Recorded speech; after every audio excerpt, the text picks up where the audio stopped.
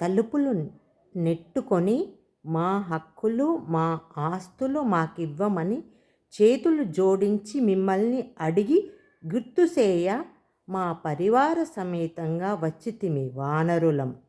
వలస కూలీలల్లే గూడు లేక నీరు లేక తినబోతే తిండి లేక అలమటించే మా పిల్లల్నేసుకొని మీ ఇంట దూరి ఆహారం తీసుకుంటే తప్పేముంది?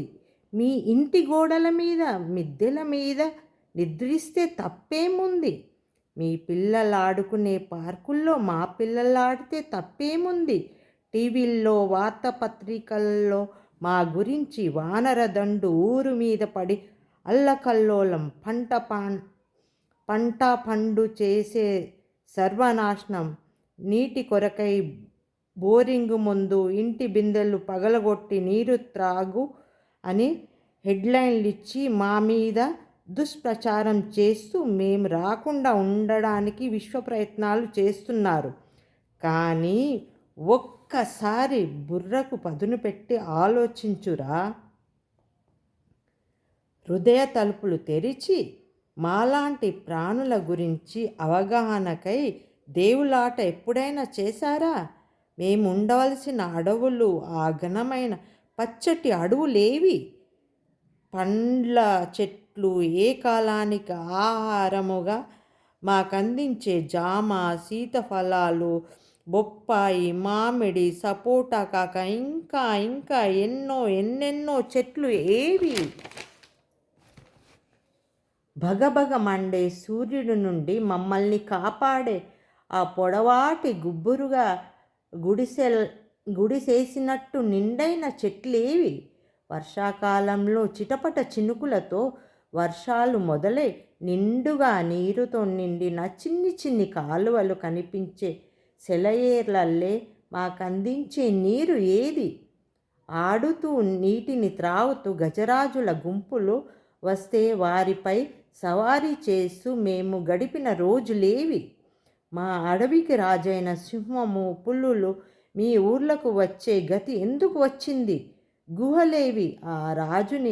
ఆ రాజు నివాసమేది? గుహకు కాపలగా ఉండే మా నక్కబావలేరి? వారి గురించి కథలు చెప్పుకోవడానికే మిగిలిపోయింది. చిన్నారి చిట్టి కుందేళ్ళు చెంగుమని పరిగెత్తితే జింక పిల్లలు ఏవి?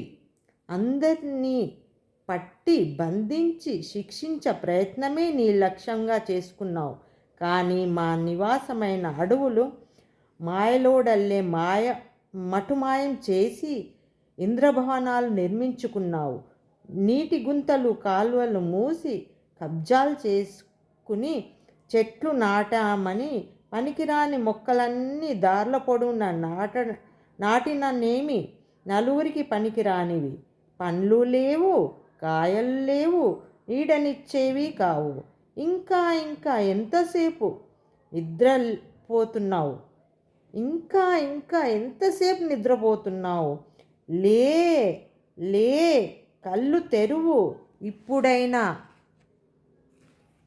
మా నివాసాలు మాకి తిరిగి ఏర్పరిచే ప్రయత్నించి ప్రపంచం మీద ఉన్న అన్ని జీవరాశులకు జీవించే హక్కు ఉందని తెలుసుకో. క్రొత్త రక్తం, ఉడుకు బలం మీరే. నేటి యువత రేపటి సూర్యుడై అందరి జీవితాలలో వెలుగు నింపే జ్ఞాని అని తలిచి యువకుడివైన నీ ఇంట దూరి మొరబెట్టుకున్న వచ్చాము. ఇది తెలుగు లోకం పేపర్లో నా ఆర్టికల్ వనరుల గురించి రాయడం జరిగింది. తలుపు తట్టనా హక్కులడగనా అని.